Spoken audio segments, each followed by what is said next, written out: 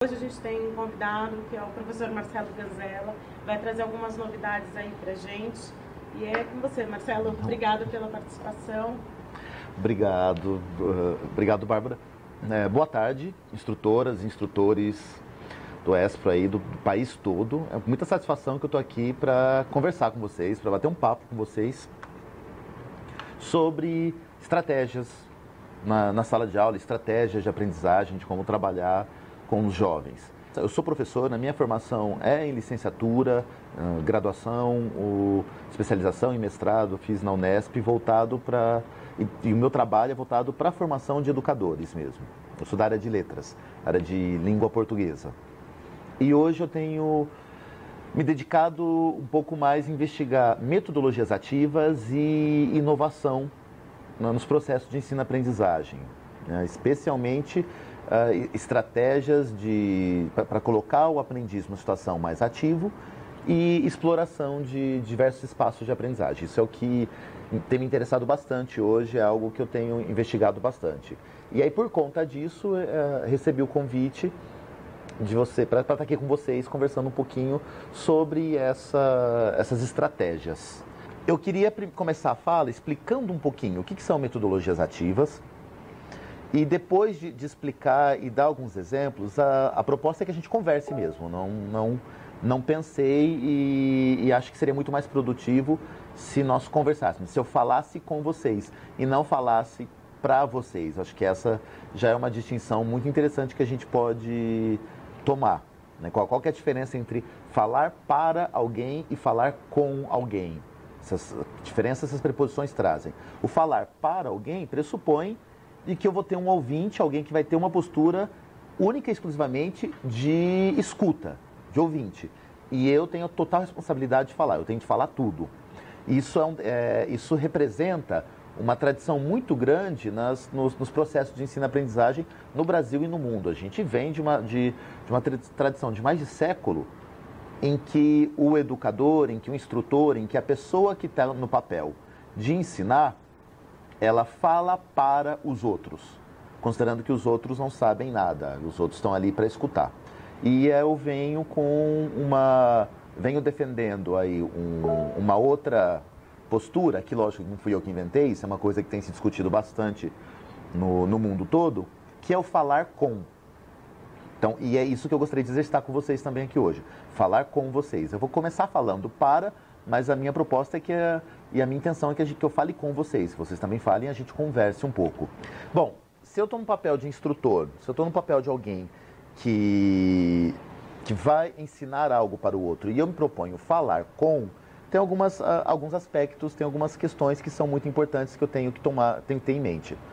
Primeiro, a pessoa com quem eu estou falando é alguém que sabe de alguma coisa. Alguém que tem um saber e que, inclusive, esse saber ele não é um saber parado, não é um saber estático. Vocês estão atuando com jovens aprendizes, com gente que já está ingressando no mercado de trabalho. E a cada dia, nas experiências profissionais deles, eles estão adquirindo novos conhecimentos. Então, falar com significa dialogar também com isso que eles estão aprendendo, com isso que eles estão trazendo das experiências deles. O falar com pressupõe que o outro também vai falar e vai poder falar. E aí a gente pode pensar esse falar metaforicamente aí. Não é só a possibilidade de ter voz, mas é a possibilidade de ter uma postura ativa, uma possibilidade de poder fazer, de poder ser protagonista. Tem muita novidade quando se fala em aprendizagem, em educação recentemente. Uma das coisas que está na moda, muita gente fala, é da cultura maker, da cultura do fazer, de colocar o outro para realmente executar, para fazer. Esse aprendizado por meio do fazer. E é um pouco disso tudo, dessa cultura maker, desse dar voz às pessoas, desse colocar a pessoa como protagonista num papel ativo, são aspectos que estão dentro do que eu chamo de grande guarda-chuva das metodologias ativas.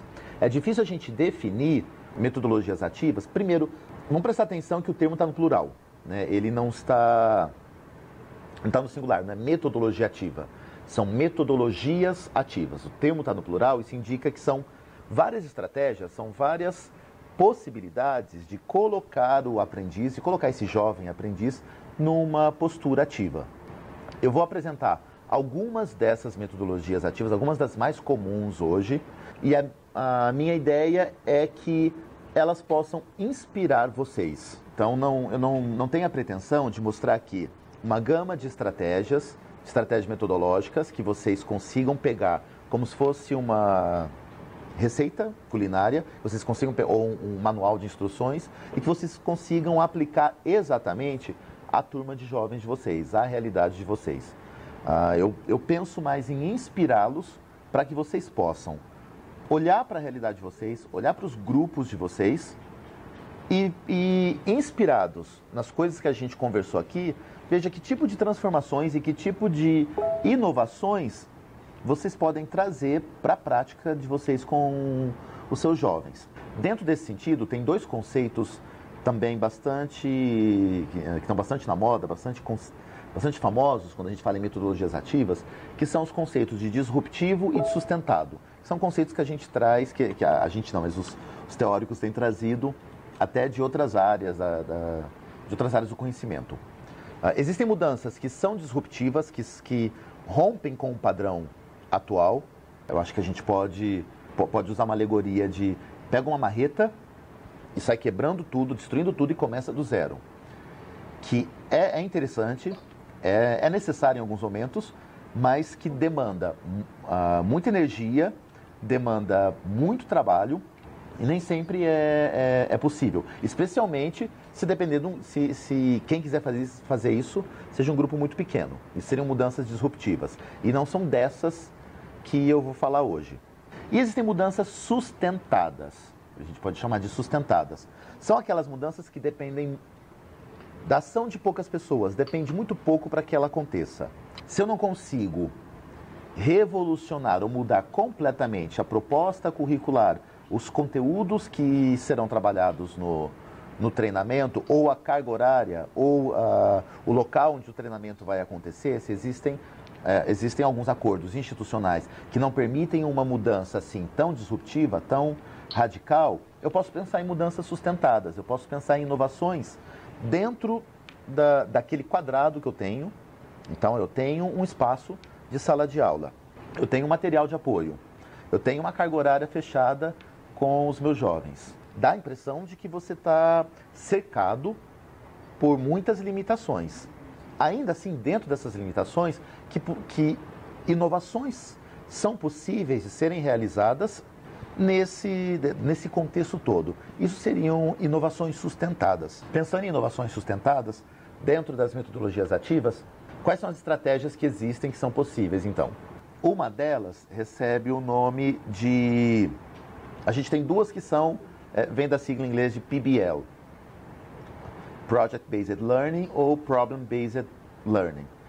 A gente poderia chamar uma de resolução de problemas por projetos ou trabalho por projetos e a outra aprendizagem por projetos ou aprendizagem por problemas, que são duas muito parecidas. Quero começar falando um pouco delas. A aprendizagem por projetos pressupõe o engajamento dos jovens aprendizes em um projeto que vai ter um produto final, que vai resultar numa ação final e que vai engajá-los de tal maneira que eles vão precisar acionar diversos conteúdos, eles vão precisar acionar informações de diversas áreas do conhecimento para poder construir e executar esse projeto. Por exemplo, você pode ter uma situação de uma questão ambiental na comunidade onde eles estão atuando, onde eles trabalham, ou no local, ou próximo de onde eles moram.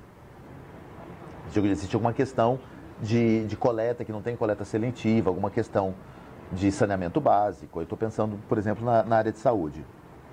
A partir da identificação do problema, que projeto é possível ser pensado, elaborado e executado para tentar resolver aquele problema. E aí, como é que ele aciona conhecimento de diversas áreas para isso. Isso é possível de se trazer para as práticas de treinamento, mesmo dentro de um modelo mais fechado que a gente tem. Basta que a gente pense em situações problema que podem gerar um produto final, que podem caber dentro de uma ideia de projeto e que façam com que eles acionem conhecimentos de diversos módulos pelos quais eles passaram. A resolução por problemas, mesmo que é essa resolução por projeto, que eu tenho um produto final. A resolução por problemas também é conhecida como estudo de caso. Ela é bastante utilizada na formação na área da saúde, medicina, mesmo no direito, em que eu tenho uma narrativa, eu apresento um caso, apresento um case, né? Apresento um caso, uma narrativa, uma história, e os jovens aprendizes nessa situação, eles são provocados a discutir o caso. A diferença da resolução por projetos da resolução por problemas ou por casos é que no do projetos, você, como eu falei anteriormente, você tem um produto final. Você chega a uma ideia de chegar no lugar com um produto final que você tenta executar. Na discussão por casos ou por problemas, não necessariamente precisa surgir um produto final. O processo de discussão do caso, o processo de acionar conhecimentos de diversas áreas e tentar entender o caso e tentar solucioná-lo, já é o principal ganho. Então você pode trabalhar com um caso, a gente chama de um caso cabeludo, né? Um caso difícil, um caso com um dilema muito grande que você não parece que não tem solução, e não tem problema que os jovens não consigam encontrar solução. O importante é o processo pelo qual eles vão passar, tentando esmiuçar, tentando destrinchar o caso, entendê-lo e buscar soluções. Já na resolução por projetos, a gente tem uma busca de um produto final e de uma ação efetiva. Então, na do projetos, espera-se uma ação realmente efetiva. Na do estudo de caso ou por problema, é a discussão que, por si só, que já vale. Em ambas estratégias metodológicas, a gente consegue realizá-las dentro da carga horária de um treinamento tradicional, dentro de um espaço de treinamento tradicional, com material de apoio de um treinamento tradicional. O que precisa ser feito é pensar nos casos pensar no caso para trazer, e aí é muito interessante um esquema de rede, né, o esquema de comunicação entre treinadores e dentro do próprio ESPRO, muitas vezes surge algum caso, uma discussão ali durante treinamento com os jovens ou numa conversa entre alguns dos treinadores, e você compartilha esse caso. Um caso que surgiu em Porto Alegre pode render uma boa discussão em Campinas, ou em Recife, ou no Rio de Janeiro. Criar-se uma rede para compartilhar casos é algo riquíssimo, porque o trabalho é muito complicado, né, e muito angustiante. Esse educador, esse treinador, ele pensar, poxa, agora para todo dia de treinamento, para toda ação, eu preciso tentar buscar, inventar um caso diferente. Então a tecnologia já serve como benefício para isso, para que a gente possa compartilhar esses casos, essas situações, problemas que surgiram ou que os próprios jovens trouxeram do ambiente profissional deles, de onde eles começaram a atuar, e que eles presenciaram, que eles vivenciaram, que eles trazem, que eles podem trazer, e aí é uma situação riquíssima, não é artificial, uma situação verídica, em que ele presenciou algo e ele trouxe, e aí ele vai precisar acionar em parceria com outros colegas, vai precisar acionar conhecimentos e conteúdos que ele tem visto no treinamento para tentar solucionar. Lembrando, no caso de estudos de casos ou de resolução de problemas, não necessariamente precisa ser solucionado, mas esse compartilhamento já seria muito interessante. Já a ideia do projetos, a gente pode se inspirar e compartilhar com outros polos, mas a ideia do projetos tem um caráter muito contextual, né, de olhar para aquela comunidade, para aquele grupo de jovens, para o local onde nós estamos trabalhando com eles e qual é a demanda, qual que é a necessidade do projeto. Por isso que não adianta, projetos não funcionam no modelo top-down, no modelo de cima para baixo. Não dá para a matriz vir e mandar, olha, vamos executar, reúnam jovens e vamos realizar tal projeto, fazer com que eles tentem encontrar tal solução, nessa concepção de projeto. O projeto tem que vir de uma demanda do contexto, da comunidade, da situação de onde eles estão. E aí o que a gente pode compartilhar são as experiências de projetos, se elas podem inspirar outros polos. Já no estudo de casos, a gente pode compartilhar os casos, porque casos podem ser aproveitados em qualquer contexto. Duas estratégias que a gente chama de metodologias ativas. Por que são ativas, né? O que está dentro desse guarda-chuva ativo? Como eu falei, foi no comecinho da minha fala. Eu coloco o jovem aprendiz numa posição de protagonista, numa posição mais ativa, não numa posição puramente de receptor, mas numa posição de alguém que vai ter de fazer algo, vai ter de colocar a mão na massa, vai tentar realizar algo. E esse colocar a mão na massa pode ser um colocar a mão na massa físico, até de prototipar coisas e produzir coisas, materiais físicos, ou pôr uma mão na massa abstrato, intelectual, de discutirem juntos e tentar encontrar solução para um problema, por exemplo. Então, duas estratégias dentro desse guarda-chuva de metodologias ativas. Uma terceira estratégia, nesse guarda-chuva de metodologias ativas, a gente chama de laboratório rotacional. Eu vou contar como eu o tenho usado nas minhas situações de ensino-aprendizagem com os meus estudantes, para ver se esclarece um pouco a ideia do inspirar, que é o que eu estou tentando fazer com vocês, né? Que eu não quero que vocês peguem isso e façam exatamente do jeito que eu falei, mas que os inspirem em tentar buscar soluções estratégicas em seus contextos. Laboratório rotacional funciona assim. Eu tenho um grupo muito grande, por exemplo, de 40 jovens, e eu queria usar o laboratório de informática e talvez eu não tenha espaço para usar com os 40 de uma vez. E ao mesmo tempo eu gostaria de ter oportunidade de interagir e dar uma atenção mais personalizada para os jovens, só que com 40 de uma vez eu não consigo dar atenção para todo mundo. Então eu penso em duas atividades diferentes, uma pautada prioritariamente no uso do computador e outra na interação com o tutor, com o instrutor. E aí o que eu faço? Eu divido a turma, enquanto 20 jovens vão para o laboratório fazer uma atividade mais autônoma no computador, pode ser numa pesquisa, pode ser alguns testes online, pode ser tentar produzir alguma coisa usando alguns softwares, alguns programas, enfim. Enquanto metade do grupo está lá no laboratório fazendo uma atividade mais autônoma, dependendo do contexto em que a gente está e da idade desses jovens, com um monitor ali ou não, quando a gente trata, eu estou pensando, por exemplo, numa escola num contexto com crianças, quando a gente trata com jovens, 16, 17, 18 anos, dependendo dos acordos didáticos que a gente faz com eles, não tem nem necessidade de ficar tutoriando ali. O outro grupo, os outros 20, estão num outro espaço com o instrutor fazendo uma atividade dialogada em que esse instrutor consegue dar um feedback mais personalizado para 20, porque a diferença é clara, né? Eu interagir com 40, interagir com 20, se eu estou com 40, eu não consigo interagir com os 40. Não dá tempo dos 40 falarem, eu não consigo dar um feedback personalizado para cada um dos 40. Com 20, a situação é outra. Não que seja a situação ideal, mas já ajuda bastante. Então eu posso dividir um tempo em que, talvez, por 30 minutos ou por 40 minutos, um grupo está lá no laboratório de informática, está lá com os computadores, e outro grupo está com o instrutor. Deu esses 30, 40 minutos, as equipes se trocam. Quem estava com o instrutor vai para o laboratório agora fazer a tarefa lá, e quem estava no laboratório vem com o instrutor realizar as outras tarefas que não tinham sido feitas. E aí isso garante que o instrutor tenha um tempo mais personalizado. Ao final, podemos reunir os 40 novamente e fazer uma discussão sobre o que eles conseguiram aprender, o que eles conseguiram aprender e aprender do que eles fizeram. É lógico que faz muito mais sentido se tanto a atividade no computador quanto a atividade com o instrutor dialogarem. Não dá para mandar fazer A, trata de um determinado assunto lá no computador, e fazer B com o instrutor que trata de um outro assunto, e uma coisa não tem nada a ver com a outra. A ideia é que também não adianta mandar fazer exatamente a mesma coisa.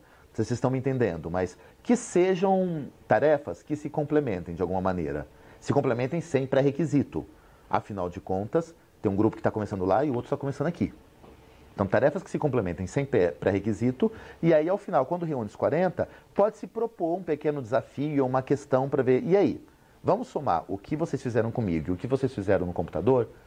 A gente consegue agora resolver essa questão, essa tarefa, somando toda a vivência que vocês fizeram? Isso é o que se propõe como laboratório rotacional.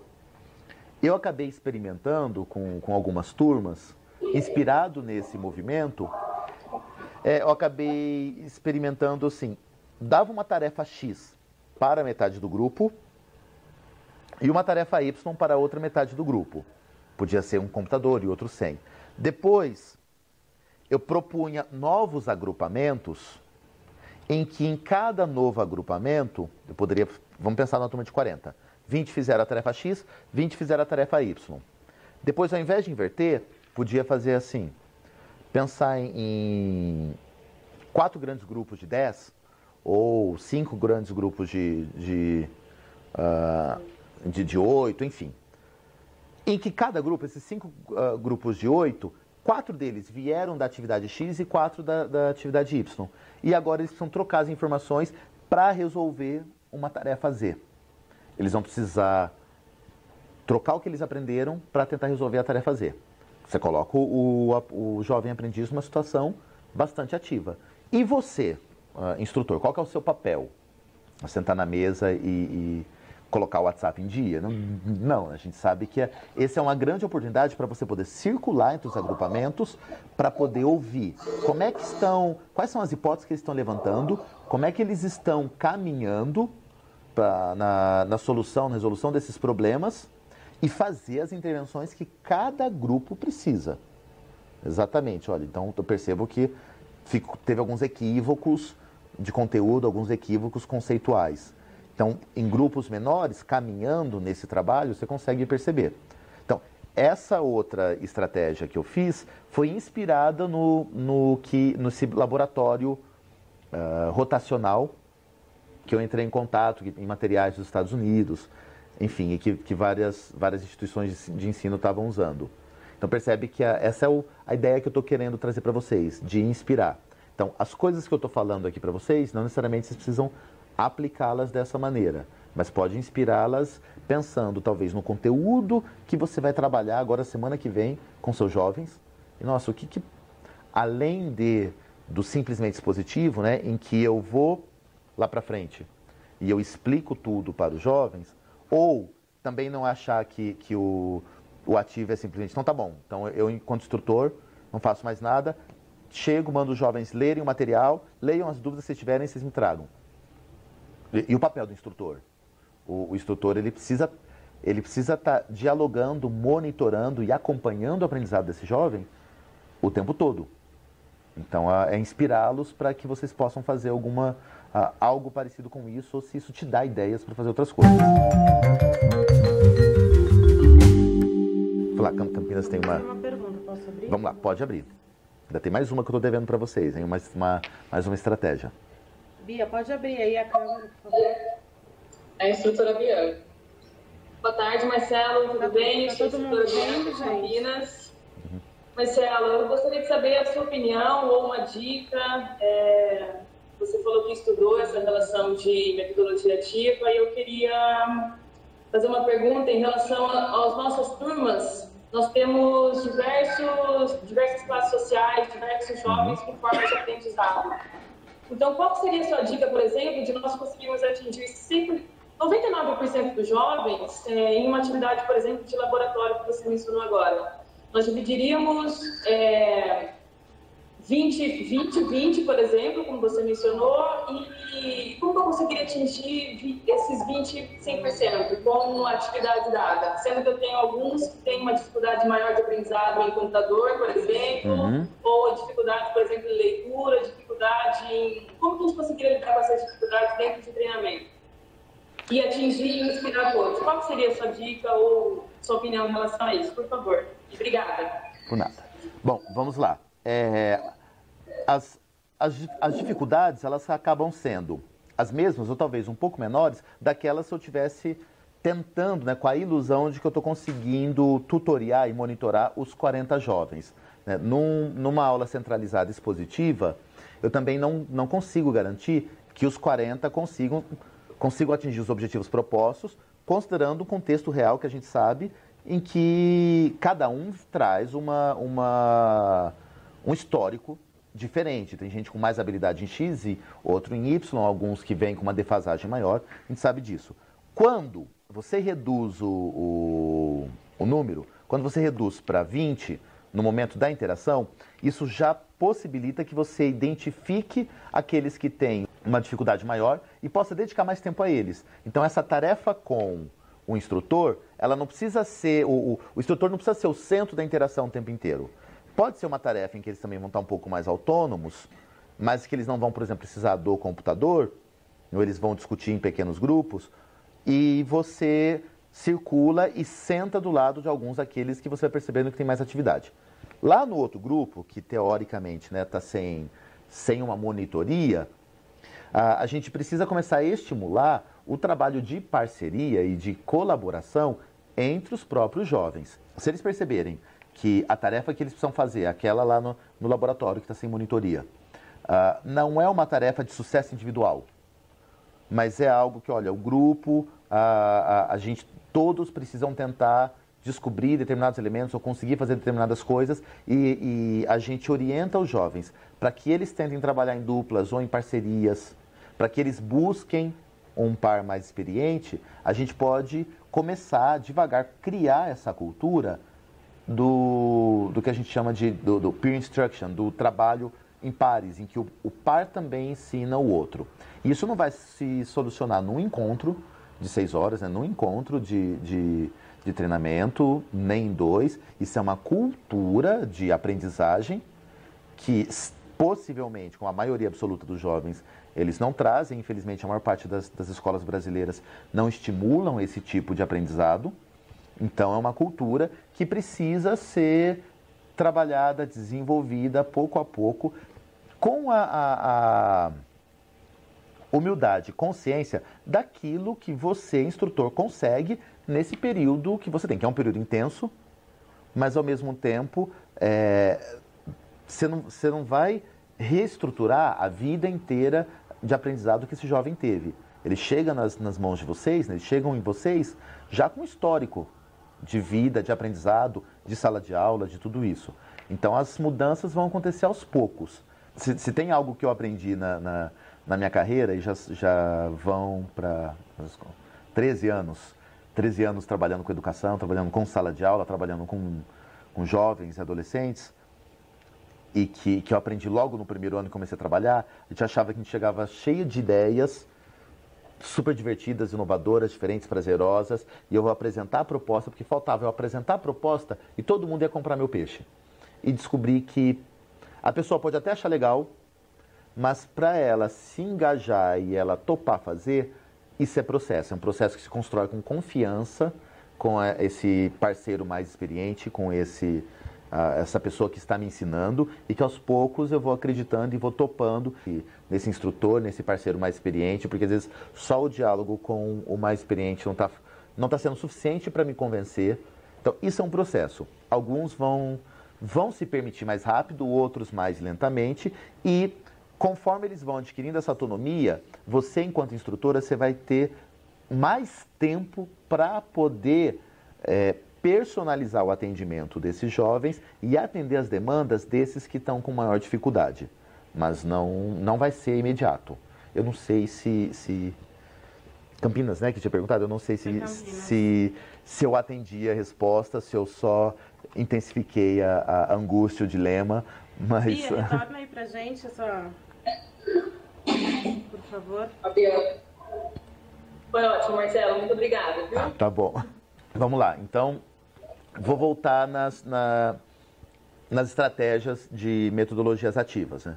Então, eu falei do trabalho por projetos, falei da resolução de casos ou problemas, falei desse laboratório rotacional, né? E tem uma quarta estratégia que a gente chama de rotação por estações. Então, não confundir laboratório rotacional. O laboratório traz a palavra no seu próprio nome, né? A ideia do laboratório de informática, da rotação por estações. Na rotação por estações, a gente pensa em estações de trabalho. Então, nós construímos no espaço de aprendizagem mesas ou estações de trabalho. E a ideia é que em cada mesa haja uma tarefa de natureza diferente para ser feita. E o pensar em mesa, inclusive, pressupõe que para a resolução das tarefas, eles precisam se articular em grupos. Então, num grupo de 40 jovens, a gente podia pensar em 4 mesas, por exemplo, 3 ou 4 mesas, e não precisa ser 4 mesas grandes, né? Porque aí viram uma mesa com 10 pessoas. 10 pessoas trabalhando junto pode ser meio caótico. Caótico no sentido de que será que os 10 vão trabalhar juntos mesmo? Vão conseguir chegar a soluções? Mas a gente pode pensar em 8 mesas, 8 menores mesas, em que cada mesa estarão 5 jovens. Mas, nossa, 8 mesas com 8 atividades diferentes? Não necessariamente. Então, vamos pensar num desenho em que eu posso ter 2 mesas, 2. Então, eu estou com 4 mesas. E em cada par de mesas, eu tenho uma tarefa diferente. Então, eu penso, na verdade, em 4 tarefas, em 4 propostas de aprendizagem. Cada mesa com uma tarefa, uma proposta diferente. Uma das mesas pode ter uma tarefa de consultar, de ler uma parte do material de apoio, consultar o material de apoio para tentar responder um teste de múltipla escolha. Uma outra mesa pode ser uma proposta de pesquisa, ter uma tarefa de pesquisa. Nossa, mas o laboratório de informática não está aqui. Você pode trabalhar com fontes físicas, fontes analógicas, para eles poderem pesquisar, ou mesmo provocá-los para que, se eles, dependendo do seu contexto, se os seus jovens, eles estão ali munidos dos celulares deles, dispositivos eletrônicos deles, que eles possam fazer uma pesquisa rápida para tentar descobrir determinada coisa. Numa terceira mesa, você pode realmente, aí já pode separar talvez alguns textos, não do material de apoio, mas outros textos de outras fontes, em que eles vão precisar ler, articular e resolver determinado dilema. Uma quarta mesa, se tiver recurso tecnológico disponível, eles podem talvez assistir a um vídeo, né, ou ouvir um podcast e a partir dali tentar solucionar uma outra questão. Então a gente tem estações, né, mesas, estações com propostas diferentes. Muito importante também que elas dialoguem, no sentido de que a gente está falando do mesmo conteúdo, da mesma temática, né? Também não adianta todas falarem da mesma coisa, mas ter uma temática geral que dialogue com todas, como por exemplo, eu vou pensar em algo que é mais fácil aqui da minha área, né? Mas comunicação dentro do ambiente de trabalho, a comunicação formal dentro do ambiente de trabalho. Você pode ter uma mesa que vai trabalhar com e-mails, com a questão de como é que são a troca de e-mails. Uma outra mesa que pode falar de entrevista de emprego. Uma outra mesa que pode falar sobre relações nas redes sociais com colegas de trabalho. Enfim, você pode pensar temáticas, mas que dialogam. E por que se chama rotação por estações? Cada mesa cabe um número X de jovens. A ideia é que a gente determine um tempo para cada mesa e saiu de uma mesa, vai para outra. Saiu de uma mesa, vai para outra. Muito importante também, as mesas não precisam ter uma sequência cronológica, não pode ter uma dependência de pré-requisito. Não, eu preciso, para chegar na mesa C, eu preciso ter passado na mesa A. Eu nem gosto de numerar as mesas, 1, 2, 3, 4. Prefiro ou dar letras ou dar nomes temáticos, né? Como falei, mesa e-mail institucional, mesa entrevista de emprego, mesa redes sociais. Não pode ter um pré-requisito. Por quê? Todos os jovens não vão começar pela mesma mesa, porque não vai ter espaço na mesma mesa. Então os jovens estarão distribuídos pelas 4 mesas, pelas 4 estações diferentes. E que a tarefa dure mais ou menos o mesmo tempo. Então a gente pode programar, 20 minutos para cada estação. Deu 20 minutos, chamamos os jovens, agora é hora de trocar, vamos para uma outra mesa. A ideia tradicional da rotação por estações é, todo mundo que estava nessa mesa aqui vem para essa, os que estavam nessa, por exemplo, vêm para essa, enfim por diante. E aí os jovens passariam pelas 4 mesas com o mesmo grupo. Inspirado, aí de novo a ideia da inspiração, inspirado nesse desenho da rotação por estações, que é o desenho que o Instituto Clayton Christensen nos Estados Unidos divulgou num livro dele sobre ensino híbrido, educação disruptiva, vários cursos falavam disso. Inspirado, eu comecei a pensar, e se na hora de trocar de estação, os aprendizes tivessem também uma tarefa de, agora vai para uma próxima estação, e preferencialmente em estações com pessoas com quem você ainda não trabalhou. Parece meio caótico, mas eu já experimentei com grupos de 40 jovens e funciona. E no final a experiência acaba sendo mais rica, por quê? Primeiro, ele vai, em cada momento, em cada estação, ele vai interagir com grupos ligeiramente diferentes. Então ele não fica viciado nas estratégias de aprendizado e discussão sempre com as mesmas pessoas. A gente sabe que é muito bom a gente ter uma equipe, a gente trabalhar sempre com a mesma equipe, mas isso cria vícios. Cria vícios no sentido de que você já sabe como o outro pensa, vocês vão encontrando acordos muito mais fáceis e existe aquela pontinha de provocação, de desacordo, do pensar diferente, que acaba desaparecendo e que ela é boa também para te tirar da zona de conforto e te fazer caminhar. Se eu proponho que os jovens procurem uma outra estação agora e, preferencialmente, sente numa mesa com alguém que ele não sentou, e se eu estou pensando em 40 jovens e só 4 desenhos de mesa, né, 8 mesas, mais 4 possibilidades, ele não precisa necessariamente, ele pode até sair dessa e vir para de cá, mas ele pode vir para de cá que está mais para frente, não para trás, enfim. E vai tendo novos desenhos, novas configurações de interação. Além desse benefício de trabalhar com outras pessoas, você vai ter o benefício de que cada um deles fez uma trilha diferente, passou por uma trilha diferente. E aí significa que, sei lá, a gente chegou na mesa de e-mail institucional com gente que veio de uma discussão sobre redes sociais e gente que veio de uma discussão sobre entrevista de emprego. Vieram com histórias diferentes e para solucionar a tarefa dali, eles vão cruzar essas informações. Isso é muito interessante. Mais interessante do que se todo mundo passasse pelas mesmas mesas na mesma sequência, porque todo mundo vai ter passado pelas mesmas experiências na mesma sequência. Não sei se ficou claro. A Campinas tem uma pergunta, acho que depois tem mais gente, né? Então vamos lá. Campinas, né? Beatriz, pode abrir aí, por favor. Fala aí, Marcelo, tudo bem? Boa tarde. Eu trabalho no ESP faz 1 ano e pouco, mais ou menos. Tive a oportunidade de trabalhar com jovens que estão em formação para o mercado de trabalho e agora o pessoal de aprendizagem, né? Acho que você deve entender um pouco como funciona. O pessoal de FMT tinha curso todos os dias, diários, 4 horas por dia, e o pessoal de aprendizagem, no caso, é uma vez por semana. Então, fica um pouco mais complicado para o jovem, pelo menos que eu entendo essa questão de sessão, entender bem o comportamento de como funcionariam essas sessões. Então, primeira dificuldade que eu acho que a gente teria, né? Mas, muito boa ideia. Eu pratico algumas coisas aqui, por exemplo, eu tenho, de cada turma meu, eu tenho 4 gestores, que eu chamo de gestores do futuro, e cada um com a sua responsabilidade. Um, por exemplo, que é focado na área de pedagogia, então a obrigação dele, por exemplo, é instruir a turma, tem que entender a atividade mais que qualquer um, e sempre quando o jovem tiver em dúvidas, ele vem para mim. E eu tenho um jovem, por exemplo, que ele é responsável pela parte de tecnologia, então tudo que envolve o WhatsApp, ele é responsável em passar informação para a turma. Tem um grupo no Facebook, temos grupos também no Gmail, temos atividades que a gente desenvolve em Google Drive, então tudo para ter interatividade também. E tenho também gestor, que são os gestores representantes da turma, que são responsáveis em fiscalizar comportamento e tudo mais.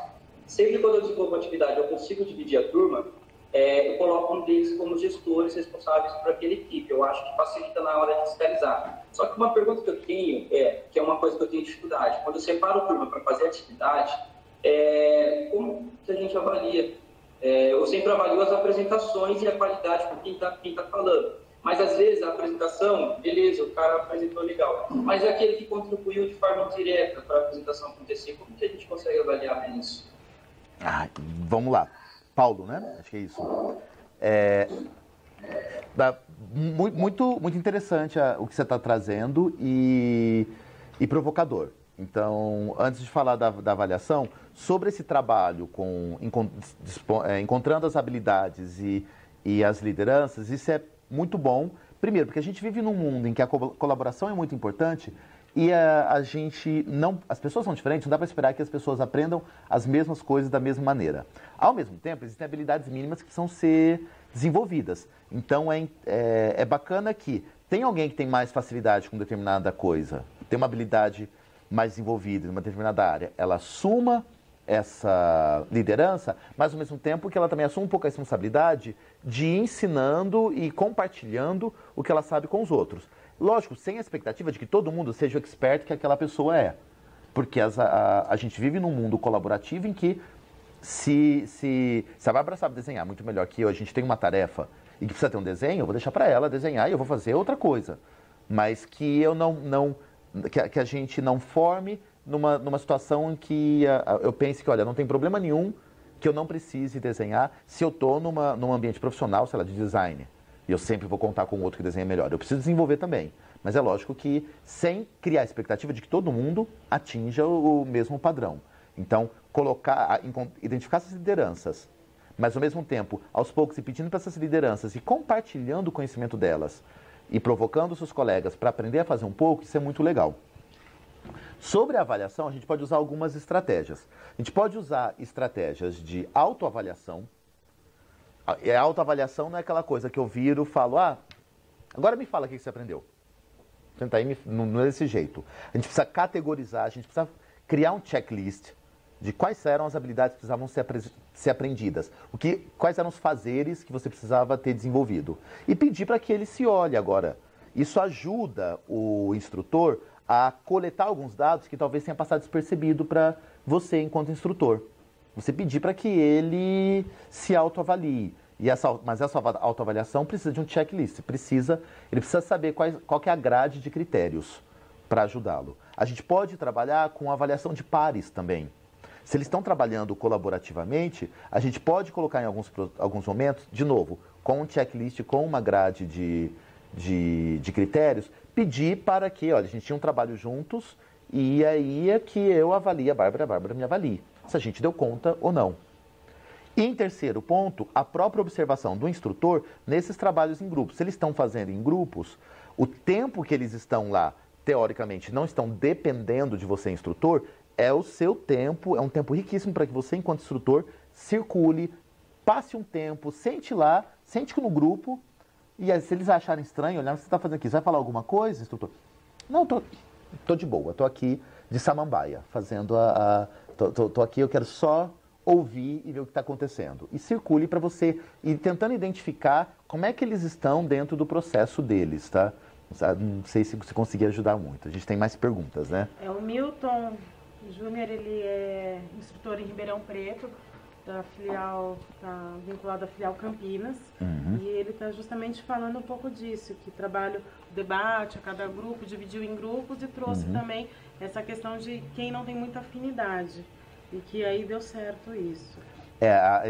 Acho que o trabalho em grupo é fundamental. A gente, não só fundamental para o aprendizado deles no sentido do conteúdo, para o aprendizado de habilidades profissionais, socioemotivas, para que a gente tenha um profissional mais competente que dê conta das demandas do mercado hoje e uma pessoa que dê conta das demandas do mundo hoje, né? Então, acho que o trabalho em grupo que desenvolve tolerância, que ensina a escuta, que ensina a empatia, isso vai economizar tanto prejuízo econômico e emocional no país, que é uma coisa de louco, né? Acho que tem mais, né? Agora tem bastante. A Lu, a Aparecida, ela é também vinculada à filial Campinas, em região. Usa a tecnologia Aquário, é bem parecida com essas interações mencionadas por vocês. Forma-se um círculo e deixa algumas carteiras no centro. Os jovens que estão no centro começam o debate e os demais jovens têm que participar do debate. Mas para participar do debate, um jovem que está no centro sai e outro que vai falar ocupa o lugar daquele jovem que saiu, dando assim sequência ao debate. Olha que interessante, uma estratégia que demanda concentração, né, para você acompanhar e você poder fazer escolha do que você vai falar. Parece uma estratégia super simples, mas que ensina a troca de turno. A gente chama de turno na área de linguagem, um momento de fala. E vocês trabalham com jovens e sabem que essa coisa do aprender a escutar e encontrar o seu momento, o seu tempo de falar, você não nasce com isso. Isso se aprende, isso é cultural. E grosso modo, os adultos costumam ter muita impaciência com os jovens, porque quando eles se veem motivados para falar, todo mundo quer falar de uma vez.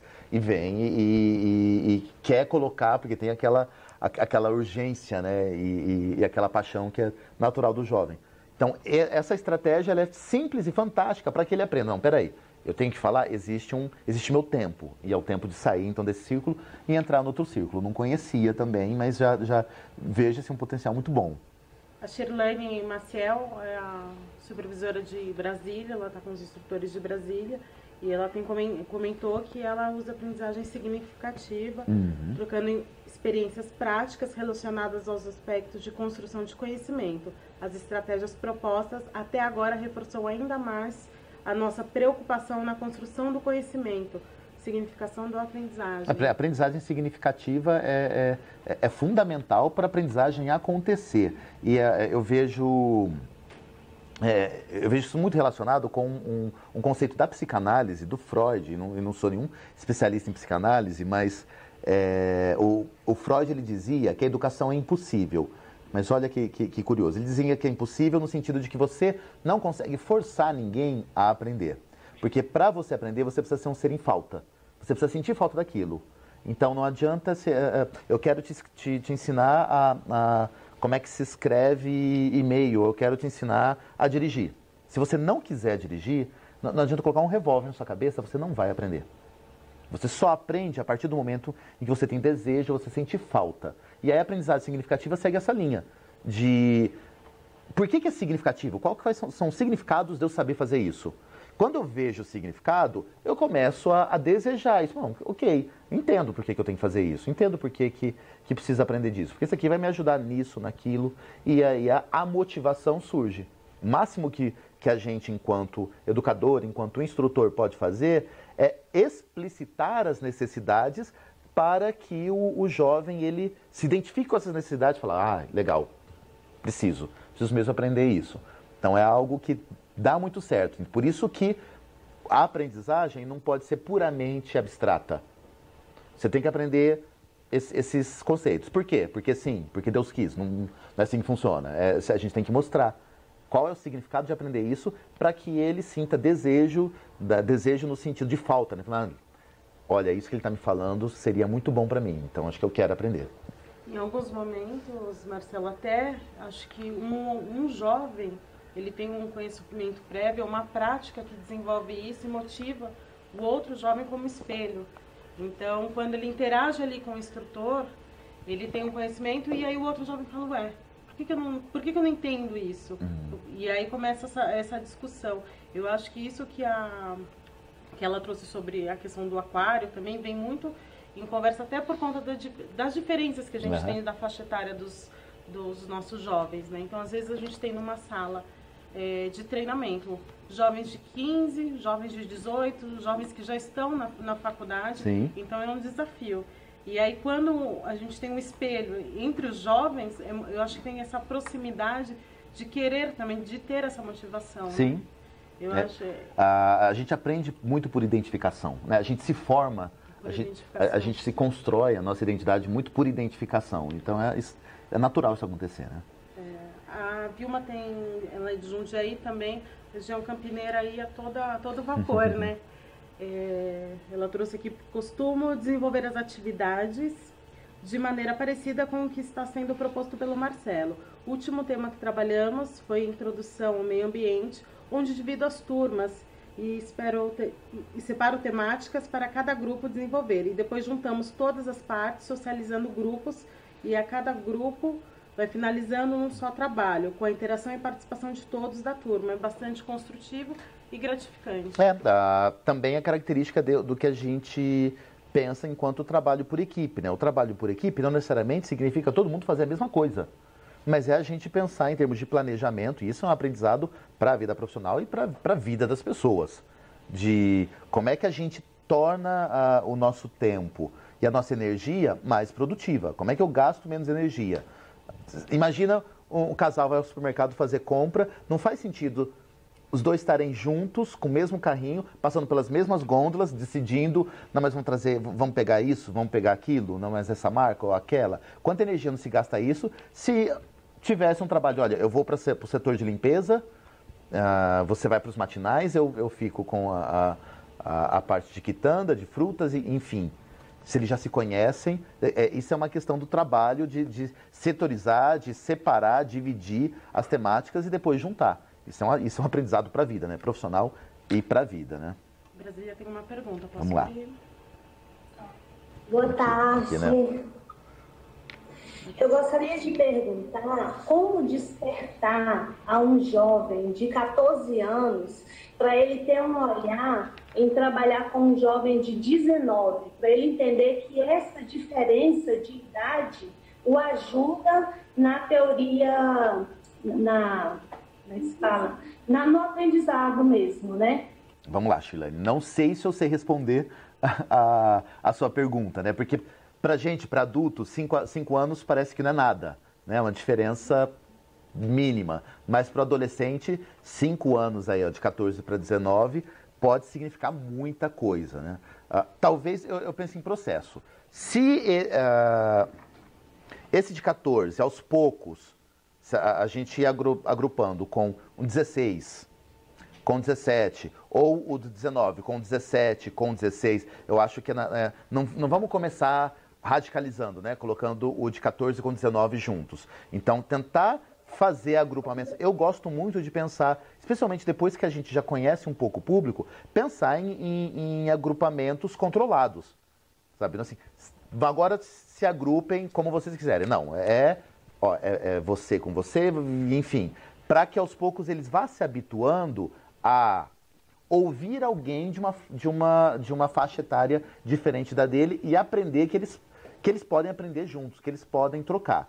Para aos poucos ir fazendo esse monitoramento até chegar um momento em que eu possa colocar o de 14 com o de 19 juntos. É um dilema muito parecido na educação, quando a gente tem as situações de EJA, né, antigamente de supletivo, e que às vezes você tem o jovem, você tem um adulto, e vira uma coisa completamente diferente. O adulto para um lado, o jovem para o outro. A gente precisa aos poucos ir criando essas estratégias de troca que eu acho que tem que ser gradual, para que vá construindo a confiança entre eles enquanto grupo.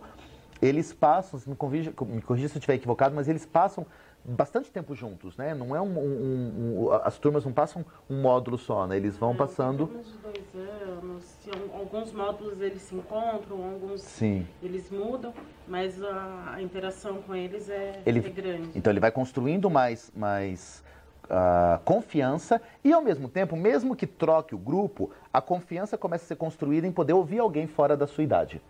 Então acho que é uma estratégia que eu utilizaria, tá? Mas não digo que é 100% garantida, mas acredito que talvez possa surtir alguns resultados, tá? Ok, obrigada. Nada.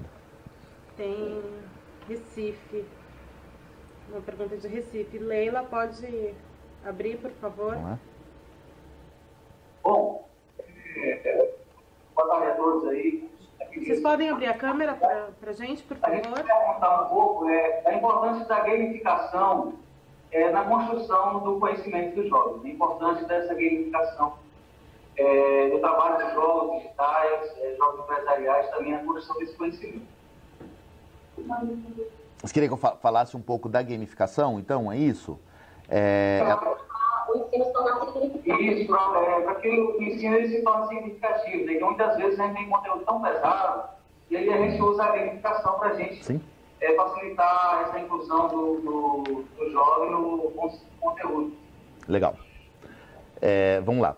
Só para todo mundo se localizar, né? O conceito de gamificação é o conceito de seguir os princípios de um jogo para o processo ou para o processo de aprendizagem ou para um processo de realização de algo, com fases, passando por fases, com pontuação. Então, e por que existe esse princípio de gamificação, que está se falando bastante hoje nos processos de aprendizagem? Porque existem elementos de um prazer do lúdico, que é algo que faz parte do ser humano. A gente, naturalmente, gosta do jogo, da brincadeira, do lúdico, desse descobrir as regras, desse combinar as coisas e perceber se isso vai dar certo ou se isso não vai dar certo. Então, isso já tem estudiosos já há bastante tempo que comprovam que isso traz um prazer, uma satisfação para o ser humano. Tanto é que a gente encontra o lúdico, a ideia da ludicidade em diversas áreas. A gente encontra nas artes, a gente encontra na prática esportiva, a gente encontra em práticas corporativas, enfim. Então, a ideia do lúdico é a base da gamificação. E aí, recentemente, tem se explorado e experimentado muito isso. De pensar, olha, como é que eu posso pensar trilhas de aprendizagem, posso pensar processos em que a gente simule algo parecido com um jogo para se apropriar dessas habilidades. Então, tem razão. É algo muito forte, tem se falado bastante, é algo que eu recomendo que vocês fiquem de olho, porque tem se produzido muito sobre. Eu não sou um especialista em gamificação, mas ela entra dentro desse guarda-chuva das metodologias ativas também, tá? Tem mais? Oi. Quem? Estão me ouvindo? Quem tá falando? Alô? Aqui é a Cristiane, a Cris Canela de Campinas. Oi, Tudo Cris. bom? Boa tarde. Boa tarde, tudo. E você? Quer abrir a câmera, Cris? Pode ser. Apesar que eu estou num lugar escuro, tomara que dê tudo certo. Tudo bem. Não tem problema. Estão me vendo? Sim, Cris. Tudo bom? Prazer. A palestra está maravilhosa, né? E eu queria falar um pouco assim desse conceito de gamificação, porque a proposta das organizações juniores, elas não são nada mais, nada menos do que isso, né? Colocar num game interativo e, vamos dizer, é como se fosse o reality, porque eles vivenciam, constroem e administram uma empresa. E o resultado é impressionante. Hoje a gente está aqui numa experiência no Externato, que é vizinho do SIC. E chegando aqui, os jovens começaram a subir as escadas e falavam. Eu falei, gente, vocês poderiam vir aqui para a gente fazer uma reunião rapidinha, sem alterar a voz, sem nada.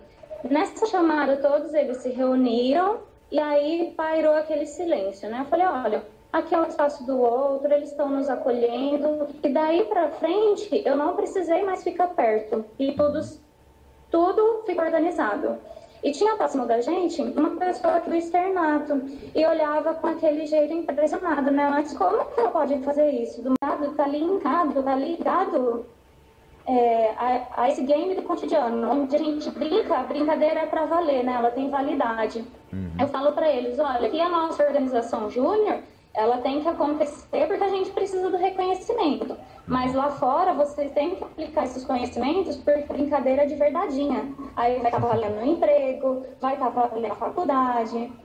Enfim, os resultados são impressionantes. Uma outra experiência maravilhosa que eu tive, Bárbara, foi no FMT. Esse FMT teve um percurso um pouco mais difícil, mas quando eu apresentei a matemática, os jovens ficavam com o cabelo em pé.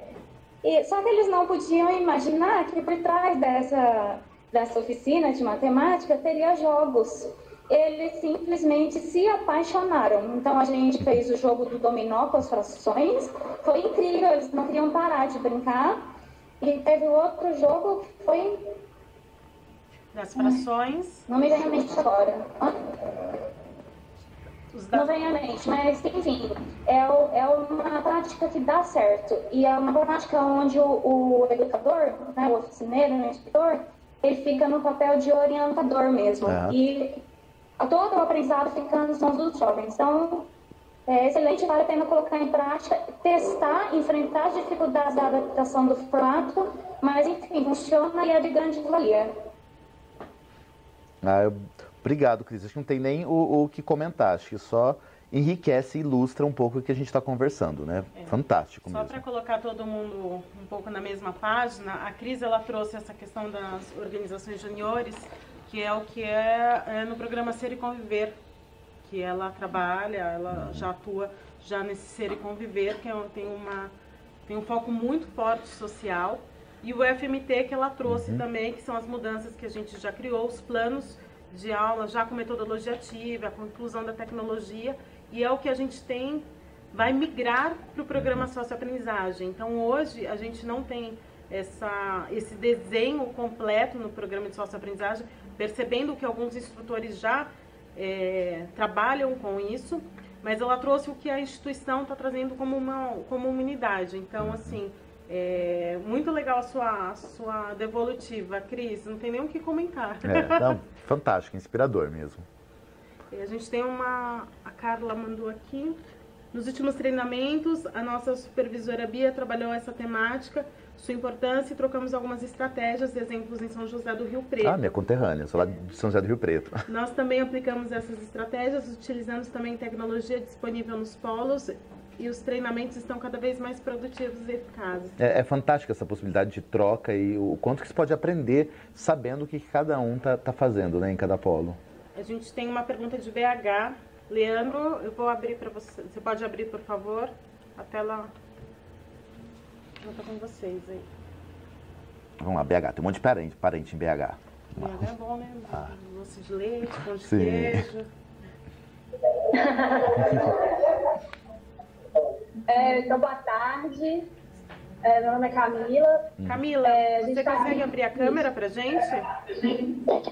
Abri já, eu acho. Vamos ver se... Não, tá aberto.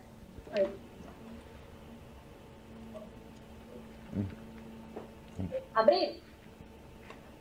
Acho que não apareceu não, né? Não, mas pode questionar. Pode compartilhar, Camila. Então, eu tô com duas perguntas, na verdade, tem mais uma aqui. Tá. A primeira pergunta, teve uma colega que comentou a respeito do interesse do jovem de 14 em relação, por exemplo, ao jovem de 19 que está na faculdade lá na mesma turma. Para mim e para alguns colegas aqui, a dificuldade maior é meio que conquistar esse jovem de 19 a dar atenção para o que um jovem do 9º ano do ensino fundamental tem a dizer. Eu acho que isso é mais preocupante para mim, assim, né? Se existe alguma dica, uma estratégia de como a gente pode fazer isso.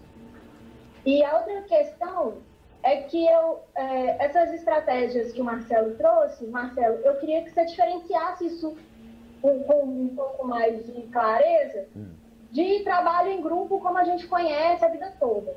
Né? Porque essas estratégias, elas têm um método, né, mais específico e tudo, principalmente essa da rotação por estações que você comentou. E o trabalho em grupo, não necessariamente. Né? E eu não ficou claro aqui também pra gente, desses métodos da avaliação, assim, como que eu posso dizer?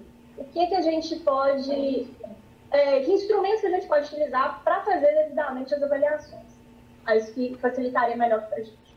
Obrigada. Tem tempo? Nossa, tem um monte de um monte de pergunta aí. Vamos lá. Sobre o caso de motivar, de convencer o de 19 com o de 14. De novo, acho que eu retomo a mesma estratégia, que processualmente ele vai percebendo que é importante ele trabalhar com aquele que é mais jovem e ouvir aquele que é mais jovem. E logo de cara, de novo, colocar o de 19 com o de 14, eu acho que vai ser complicado, ele não vai valorizar tanto. Então, talvez, é uma estratégia que eu pressuponho, que aos poucos vá fazendo colocar o de 19 com os 17. E devagar para ele percebendo, não, mas faz tanta diferença. E aí junto, talvez num agrupamento que tem 19, 17, junto um 16, ou de um de 15. Criando situação em que esse de 17 meio que vire o irmão do meio, sabe? O mediador entre o de 15 e o de 19. E aos poucos, processualmente, para chegar nesse respeito. Mas é uma estratégia. Pode funcionar com alguns, com outros não. Ao mesmo tempo, você pode ter alguns de 19 que naturalmente já respeitam os de 14. Então, são algumas sugestões, algumas dicas, mas não significa que vai funcionar com todo mundo. A diferença de trabalho em grupo para as estratégias ali. Você tem razão quando você traz isso. São todas estratégias de trabalho em grupo. O que acontecia é que a gente tinha muito o trabalho em grupo meio anárquico, meio assim, simplesmente junta grupo e faz aí, vê o que vocês vão fazer.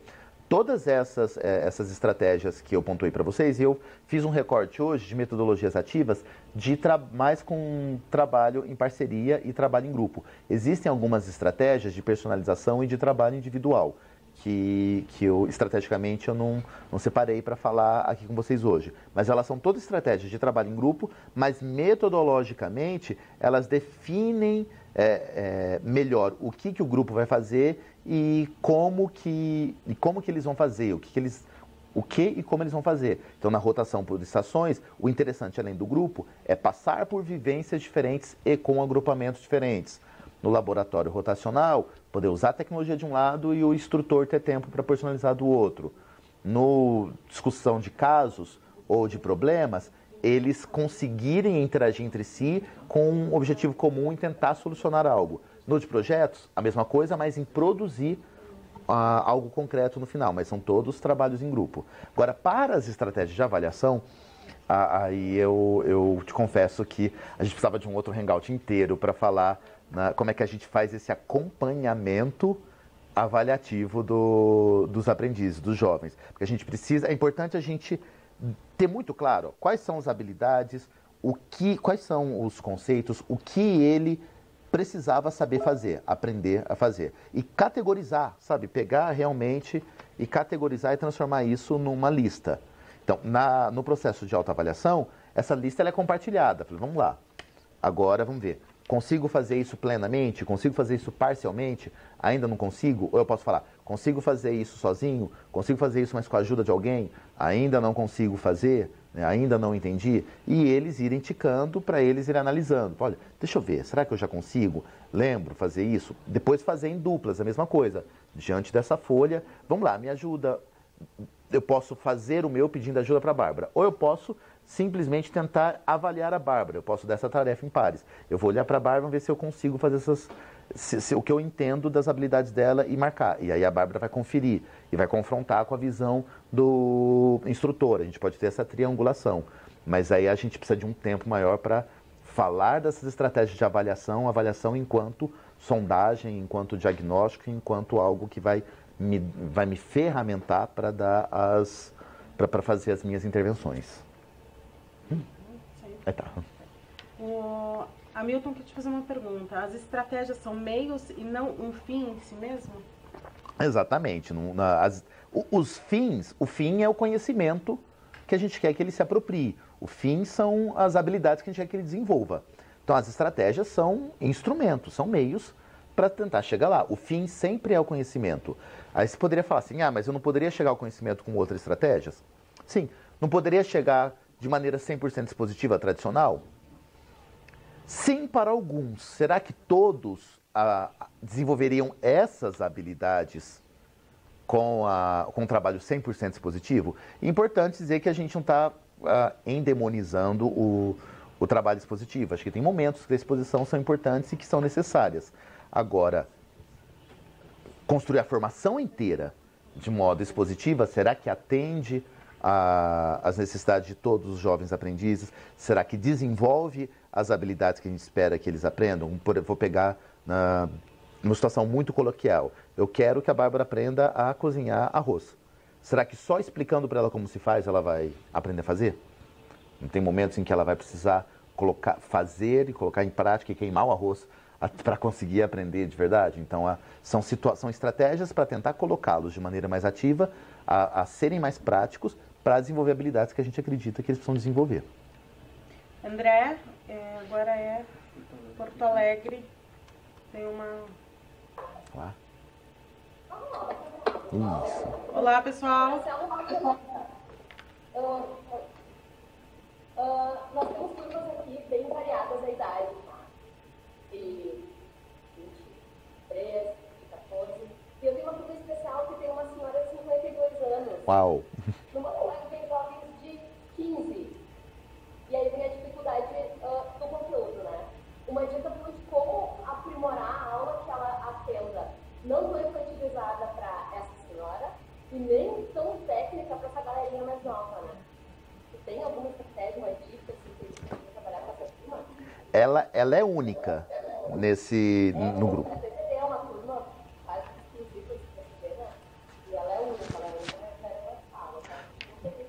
Bom,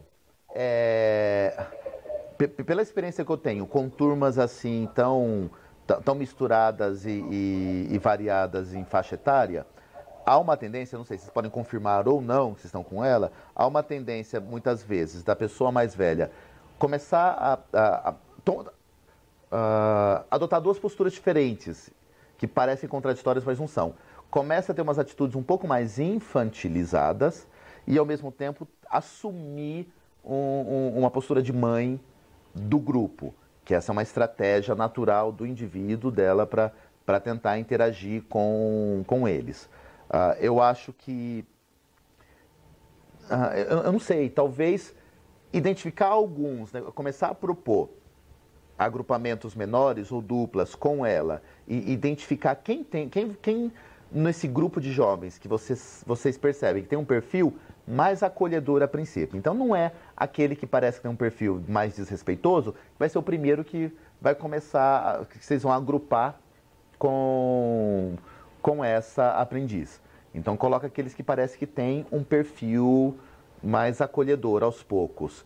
E ir variando também, para que não fique a mesma pessoa e não construa uma relação com uma única pessoa, um único jovem com ela. Então tentar variar um pouco para que todos eles, inclusive, aprendam a lidar com a diversidade, e aprender e a viver com a diversidade, e a trabalhar com a diversidade. Eu tenho um exemplo numa turma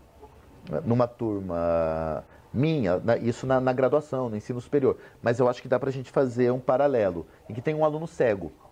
Então o que acontecia? Era muito natural, tem gente que tem um perfil mais de auxílio e que sentava para ajudar esse aluno cego. Mas se ficar só com ele, ele fica muito dependente daquele outro aluno, daquela outra pessoa e muito viciado. Então a gente sempre tenta variar os agrupamentos, afinal de contas todo mundo precisa aprender a conviver com o cego. E o cego também precisa aprender a conviver com outras pessoas. Com gente que tem mais paciência com ele, gente que tem menos. Então a gente vai tentando fazer esses agrupamentos controlados, mas é lógico que, em princípio, não coloca já com aquela pessoa que a gente identificou que tem um perfil mais intolerante. E aos poucos vamos colocando aquele mais intolerante, mas eu não vou expor e colocar o cego, ou no caso aí a senhora, com o mais intolerante, os dois sozinhos, e deixa lá, vamos ver quem sobrevive. Colocar gente que tem um perfil mais mediador, mais de meio termo, para mediar e intermediar essa relação entre os três. Pode ser que nada disso dê certo. Tá, mas eu estou tentando pensar junto aqui com vocês em possibilidades de resolver essa situação que vocês têm aí, tá?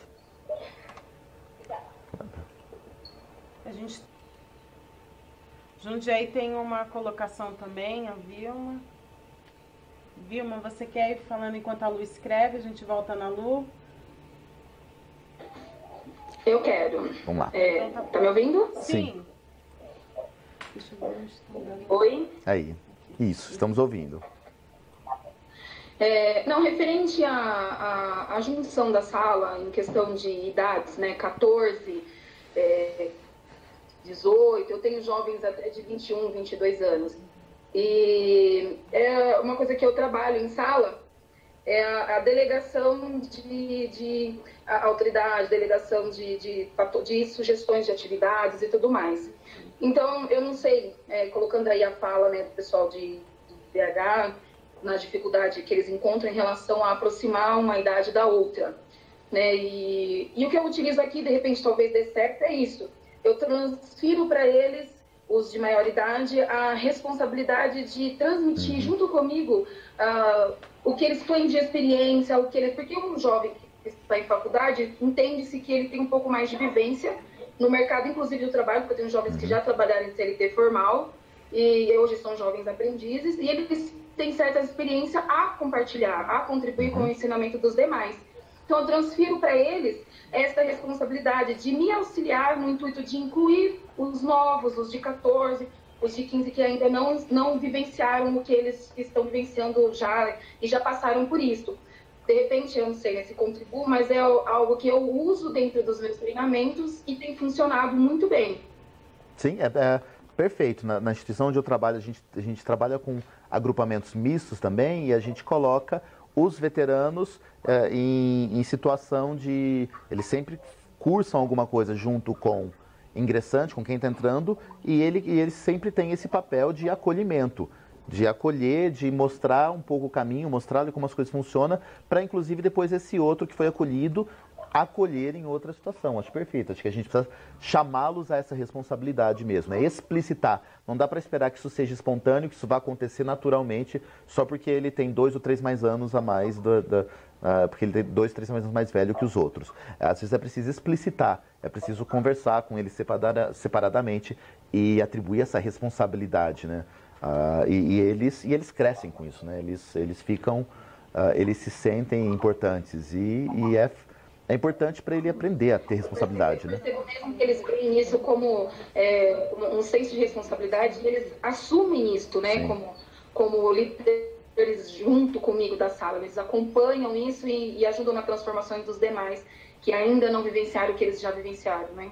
Sim. Eu acho isso bacana e realmente tem dado muito certo. Perfeito. Ô, Bia, vou abrir para você fazer a questão aí de, enquanto a gente tenta conectar São Paulo. E a gente já vai finalizando.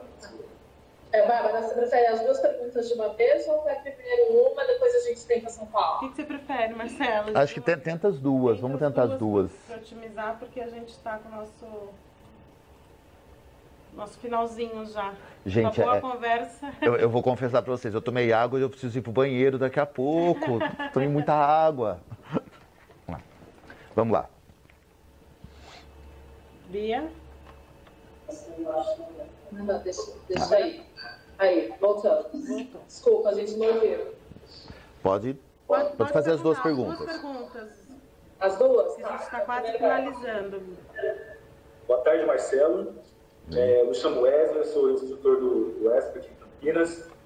E a minha pergunta é o seguinte, sobre a utilização de novas tecnologias no processo de ensino-aprendizagem, né? A utilização desses recursos. O que você acha? Qual que é a sua dica? E até que ponto é interessante a utilização dessas novas tecnologias, né? Os recursos de mídias digitais, porque a gente sabe que essa galera, esse público, eles são super antenados, eles querem as coisas rápidas. Então, eu queria, assim, dicas para como trabalhar com esse público, com essas novas tecnologias, tá? Muito obrigado. Vamos fazer a outra também? A outra pergunta, Bia? Vamos lá. Já na sequência. Super obrigado aí pelo espaço, pela oportunidade, tá? Acho que eu já vi você hoje. Em relação à definição, no caso, de metodologia ativa, acho que é um começo um pouco do início da sua fala. Eu lembro de ter lido alguma coisa, eu li no final do ano passado, eu não consigo te dar referência de quem eu li. A definição de metodologia ativa, até onde eu entendo, não necessariamente é só inserção de tecnologia em si. Sim. E sim métodos para vocês colocar o jovem como protagonista. Perfeito. De entender. Ele, basicamente, se aplicar um conteúdo e avaliar o conteúdo para si, avaliar o seu desenvolvimento e tudo mais. Então, o texto que eu li, ele me deu mais ou menos essa ilustração. E quando você fala, por exemplo, da questão de equipes por estação de trabalho, monta as estações. Depois, quando a estação estiver completa, ou seja, todos entenderam a atividade realizada e completada, numa outra oportunidade, rotacionar eles. Isso é muito bom, porque dá um choque cultural. Eu tenho uma matriz culturalista muito legal. Então, eu tenho, por exemplo, num grupo de 4 pessoas, eu tiro 2 jovens e jogo no outro grupo. O jovem que foi menos ativo no grupo anterior, ele sabe como ser ativo porque ele viu e ele vai interagir com todos os grupos. Isso numa segunda ou na terceira vez vai aparecer. Eu achei muito bacana. Eu não sei se eu ainda consegui situar bem a questão de metodologia ativa. Tá, vamos lá. Obrigado. Eu vou começar com metodologia ativa e depois vou lá para tecnologias, então. Tem toda a razão. Metodologias ativas... Tem se misturado muito a ideia de metodologia ativa com o uso de tecnologias ou com a aprendizagem híbrida. As pessoas chamam de aprendizagem híbrida, parte online, né, parte presencial, mas metodologias ativas pressupõem uma postura ativa do aprendiz. O aprendiz ele vai fazer. Isso pode, as tecnologias podem ajudá-lo nesse fazer ou não, depende de qual que é a proposta. Então, na rotação por estações, eu posso trabalhar com dispositivos móveis, posso trabalhar com rotações, com mesas que têm propostas online, ou eu posso fazer todas as rotações analógicas, sem uso de tecnologia nenhuma, e continua sendo a rotação por estações. A proposta é o quão o quanto eu estou colocando esse jovem em situação de ser ativo e mais protagonista do seu próprio aprendizado. Então, a tecnologia... E aí, eu amarro com a primeira questão. A tecnologia, ela tem que ser usada dentro do seu benefício. Se ela não trouxer benefício, não tem por que ela vai ser usada. A gente vive um certo... Tem gente que vive um certo deslumbramento, eu ia usar encantamento, mas é mais deslumbramento com a tecnologia, e acreditando que ela precisa estar em todos os lugares. Ela precisa estar naquilo que ela vai potencializar, ela vai tornar mais rápido, mais dinâmica, ela vai ajudar realmente, de fato, naquilo que a gente precisa. Se não, qual a diferença de fazer com tecnologia e sem? Se a energia que vai ser gasta vai ser a mesma, e o resultado vai ser o mesmo, e eu vou atingir os mesmos propósitos, ou o mesmo número de pessoas. Se o resultado for exatamente igual, não tem por que usar com tecnologia se poderia usar sem. Eu penso na tecnologia se ela facilita o meu trabalho, se ela economiza a minha energia, se ela potencializa o meu resultado, e aí eu penso na tecnologia. Vou usar um exemplo muito ridículo, muito claro, mas assim, a diferença entre eu escrever um artigo à mão, em papel e caneta, ou escrever digitando. Aí eu tenho que pensar individualmente para cada um. Tem gente que prefere escrever à mão com caneta analógica e gente que prefere digitar. Para mim, eu prefiro digitar porque a questão da correção me parece muito mais fácil do que eu ficar riscando, rabiscando. Eu particularmente, consigo digitar mais rápido do que escrever.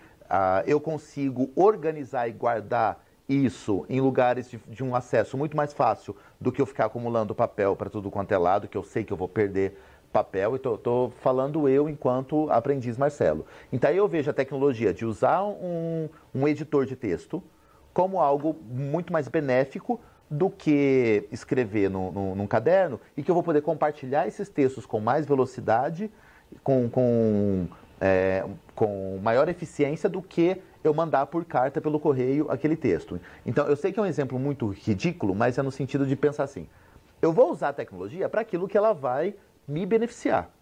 Agora, se eu tenho alguma coisa que fazer com e fazer sem, o resultado vai ser o mesmo, eu acho que aí vai da escolha. Lógico que, aí tem um aspecto que também você trouxe na fala, há uma facilidade, um encantamento dos mais jovens com recursos tecnológicos. E aí isso pode ser um instrumento de sedução, um instrumento de convencimento. Olha, ao invés de a gente vai fazer todas as anotações escritas num caderno, a gente vai usar um aplicativo de áudio, a gente vai gravando, ou nós vamos fazendo registros por fotos, enfim, eles vão usando aplicativos que eles têm nos celulares. Então, acho que isso vai engajá-los de uma maneira mais eficaz, porque eles estão mais habituados com isso. Isso é um aspecto que a gente não pode desconsiderar. Mas acho que sempre com muita parcimônia, com muita lucidez, se a gente está caindo num deslumbramento com a tecnologia, se ela realmente está ajudando de fato. Tá? Então, esse é o meu posicionamento em relação às tecnologias. Tá?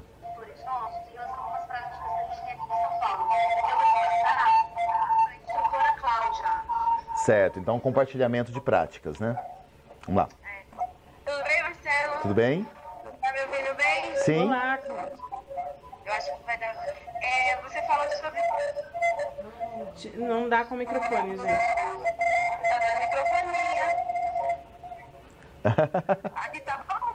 Tá bom, melhorou. O pessoal tá mandando pra esquerda, pra direita, ó. Você falou sobre tecnologia ativa...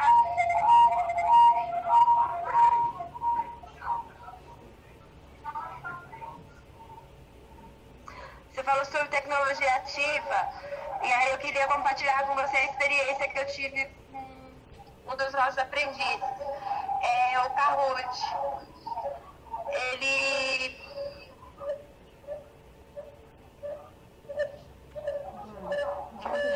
Eu dei o treinamento, ele não gosta do livro, ele falou, Cláudia, eu não tenho essa habilidade. E aí ele desenvolveu o jogo, o Kahoot, então todo o treinamento, ao final do treinamento, seja qual for a disciplina, a gente faz o quiz. E ele fez essa apresentação na nossa unidade de Olho no Futuro, o gestor dele estava presente, e ele faz essa gestão do Kahoot na empresa dele. Então é assim, ele falou para mim, Cláudia, eu não gosto de livro, não gosto de registrar. Eu falei, então me dá uma sugestão. E foi o que quis, é isso que eu queria compartilhar com você. Poxa, que bacana. Você atribuiu a ele um pouco da responsabilidade de encontrar a solução, ele pegou essa bola e ajudou a encontrar.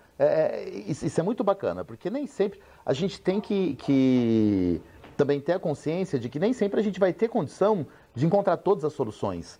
E chamá-los a compartilhar essa responsabilidade é muito bacana. Desenvolve esse protagonismo deles e desenvolve a habilidade de criatividade deles.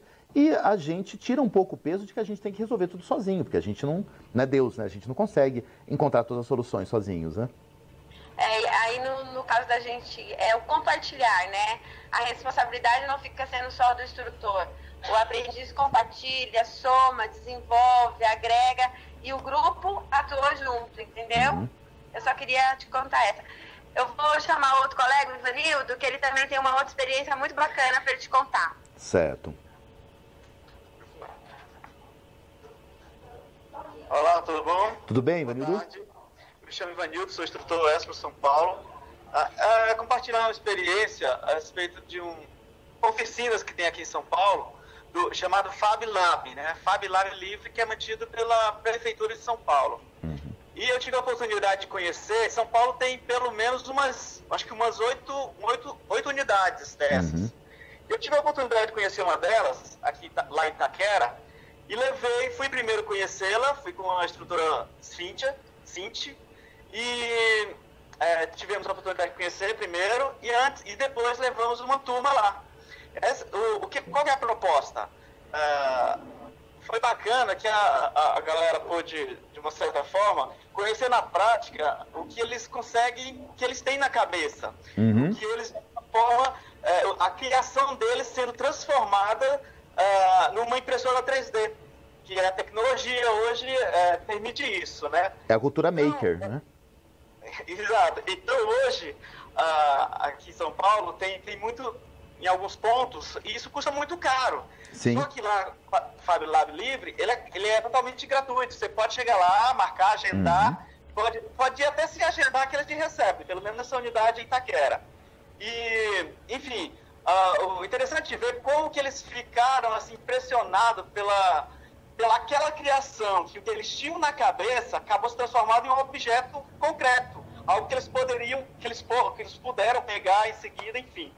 Inclusive foi até confeccionado alguns chaveirinhos e tal, e a felicidade foi plena, né? E em cima disso a gente levar para um outro ponto, como a questão do empreendedorismo, né? Sim. Que aí há uma outra possibilidade deles ganhar dinheiro com isso, de criar um objeto, de transformar isso em algo real, e depois, sei lá, de repente vender, de repente... hoje o mercado está aberto a quem tem boas ideias e consegue levar isso à frente. Esse é um depoimento que eu achei bastante interessante, acredito que isso vai ser difundido, mas aqui, região São Paulo, porque houve um pontapé inicial, que foi a primeira apresentação desse projeto no ESPRO FECAP Centro. E a ideia agora, em junho, dar continuidade com as demais turmas, e aí a gente difundir para as demais unidades. Esse é o depoimento que eu achei bacana, acredito que isso vai ser de grande valia. Ok, agora eu vou passar para um outro colega, o Júlio. Mas perfeito. A prática dos Fab Labs, elas têm crescido, não só na cidade de São Paulo, tem Fab Labs móveis que têm circulado o Brasil, então é bacana a gente ficar atento, de olho, porque às vezes na sua cidade não tem, mas existem caminhões de Fab Lab que têm circulado o Brasil e é uma vivência fantástica mesmo de cultura maker, né? De colocar a mão na massa. Vamos lá, Júlio, né? Isso mesmo. Oi, boa tarde. Eu sou o Júlio, da filial de São Paulo. Uma prática que eu tenho feito, eu mudei os treinamentos, eu estava acostumado de um jeito, e eu mudei, eu nem sei se está certo ou não pedagogicamente, mas eu falei, antes de ensinar, falar a teoria e depois falar o que fazer, primeiro eu deixo eles fazerem. Então, o objetivo de hoje, o treinamento é comunicação, vai criar uma empresa de relações públicas, assessoria de imprensa, e eles fazem tudo que eles acham que essa empresa tem que fazer, ou sei lá, uma linha de produção de tal coisa. E depois a gente vai ver a teoria no livro. Olha, aqui falou que tinha que ser assim, vocês fizeram assim. Ah, mas assim deu certo, não precisava ser como estava no livro, ou não. Intuitivamente a gente seguiu a teoria do fulano tal que fala isso. Então, primeiro a gente faz, depois vai ver se estava certo ou não, o que precisava mudar ou não. Isso eu acho que eles têm gostado mais assim. É uma estratégia que, de alguma maneira, se percebe que dialoga com a metodologia de projetos. Então, você não tem um grande produto imenso, mas você os colocou numa situação problema, num dilema, né? Porque quando você coloca para eles começarem a fazer, mesmo sem acionar a teoria, você os colocou para resolver um problema, uma situação. E aí eles precisam encontrar soluções para isso. Isso é o princípio do trabalho de metodologia por projetos ou da metodologia por problemas mesmo, Júlio. Só mais um pouquinho, vai então. Oi. Na verdade, é bem parecido com o que o Júlio falou. Uma coisa que eu tenho feito, né, com algumas turmas e dá certo, dá bastante resultado, é a inversão dos papéis, né? Eu dou um pedacinho, como se fosse um quebra-cabeça do tema que eu vou ministrar, e faço eles prepararem, eles ensinarem, eles vão preparar manual, material. Em alguns temas dá para fazer isso. E quando não é nada relacionado ao tema, eu jogo aleatoriamente em algum mês comemorativo, e eles preparam a apresentação, slides, dinâmica até. Teve uma turma que preparou no mês do carnaval, eles prepararam até um evento completo do carnaval, mostraram a história do carnaval no mundo, no Brasil, fizeram dinâmica, trouxeram caixa de bits para entregar para os amigos. Então é bem legal quando você dá essa responsabilidade para eles, inverte esse papel de vez em quando, né? Dá resultado e eles valorizam até o seu papel ali. Você tem toda a razão, e a frequência precisa ser bastante monitorada, né? Para até não criar uma impressão equivocada de que um instrutor agora não vai fazer nada. Eles têm que fazer tudo sozinho. Então, você tem toda a razão. A gente precisa julgar muito bem qual é o conteúdo, qual é o conhecimento, qual é a situação e fazer isso de maneira bem planejada e dentro de uma frequência que não cause maus entendidos, né? Mas é perfeito.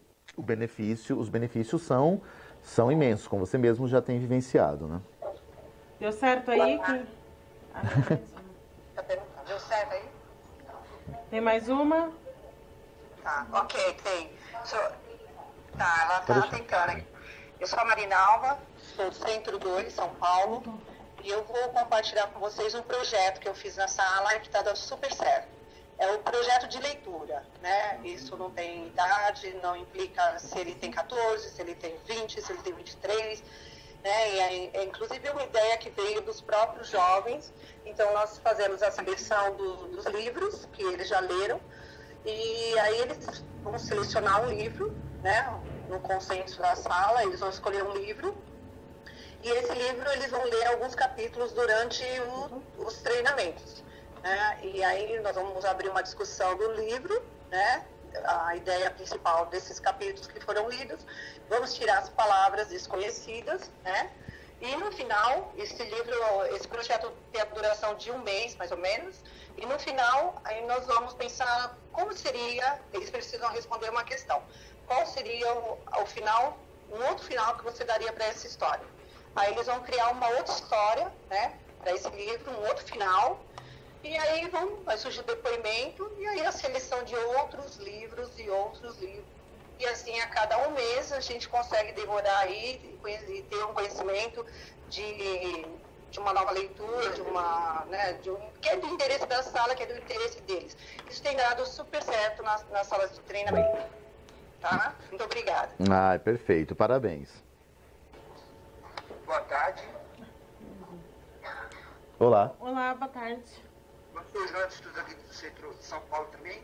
Queria compartilhar um projeto que eu desenvolvi na minha turma de Guarulhos, tá? No livro de Matemática e Sistema Financeiro. A gente sabe que tem a parte de dinheiro, né, que é pelo que eu converso com os instrutores, é um tema bem difícil de dar, né? É complicado, é o conteúdo muito pequeno para 6 horas. Então, lá em Guarulhos eu desenvolvi um projeto, né, que nós chamamos de A Moeda do Aprender, onde durante 2 meses, na verdade no início eles criam uma moeda na própria sala. Durante 2 meses essa moeda é confeccionada, papel, tudo bonitinho, com uma moeda mesmo do tamanho real. E durante esses 2 meses, durante esses 2 meses, eu, no caso do instrutor, atuo como um prefeito de uma cidade. Eu cobro imposto para eles de tudo que eles fazem, né? Lá em Guarulhos, no prédio antigo, tinha como. Se eles vão no banheiro, eles me pagam imposto. Se eles bebem água, me pagam imposto. Tadinhos. Né? Por quê? Calma. A ideia deles é a seguinte, eles começam com uma quantia X do dinheiro. Durante esses 2 meses, eles têm que multiplicar esse dinheiro.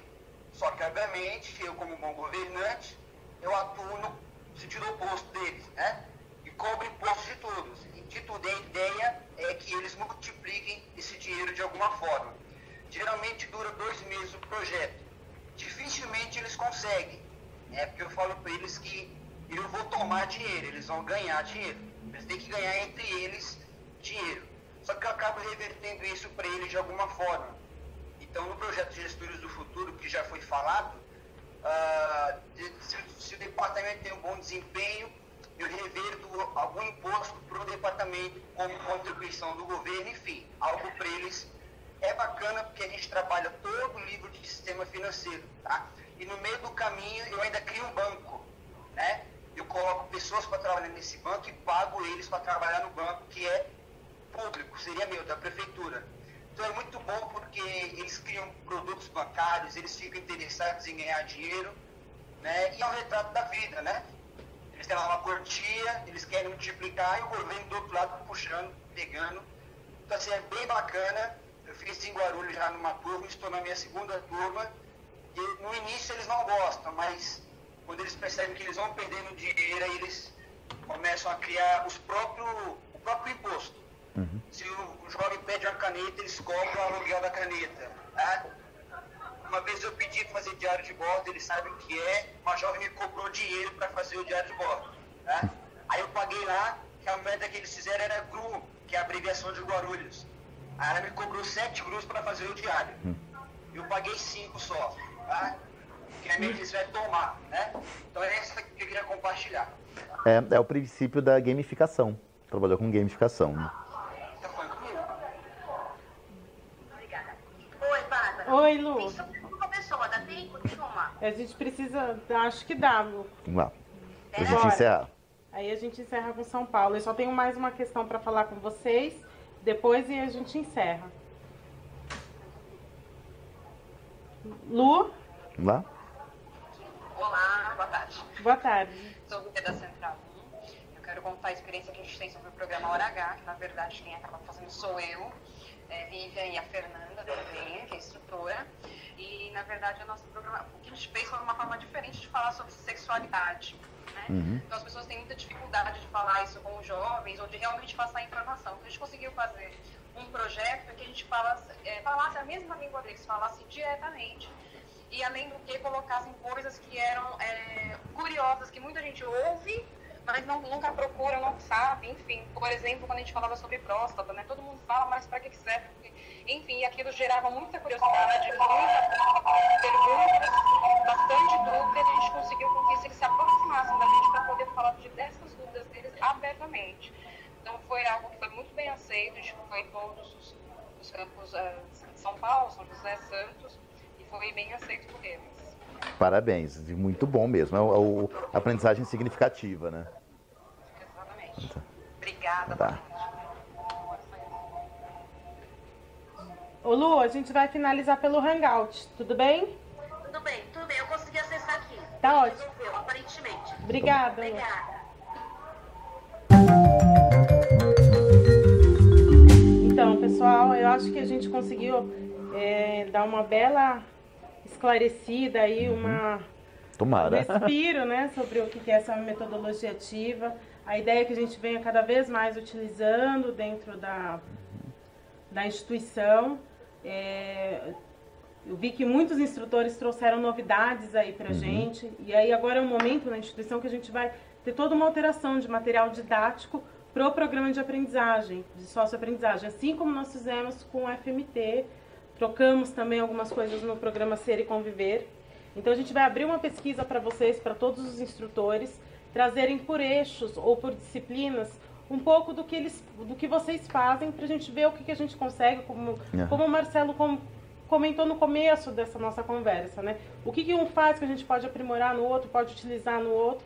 Então a gente vai abrir uma pesquisa para todos os instrutores, para estar trazendo, compartilhando essas boas práticas, para ver o que a gente consegue utilizar nesse novo formato. Tá bom, pessoal? Marcelo? Eu só tenho a agradecer, foi uma tarde bastante prazerosa e inspiradora, né? No sentido de ver que está todo mundo muito animado, muito motivado, fazendo um trabalho muito bacana. Então foi muito bom poder conversar aí com vocês. Agradeço a oportunidade, tá, Nós Bárbara? agradecemos a disponibilidade de você vir até o ESPRA e trocar um pouquinho, contar um pouquinho da sua experiência. Tudo certo, pessoal? Obrigada. Boa tarde aí para vocês. Bom final de treinamento. Tchau, tchau. Obrigada, Marcelo. Obrigada, Bárbara. Tchau. De nada, Bia. Boa tarde a todos. Até logo. Tchau, tchau. Tchau, Lu. Tchau.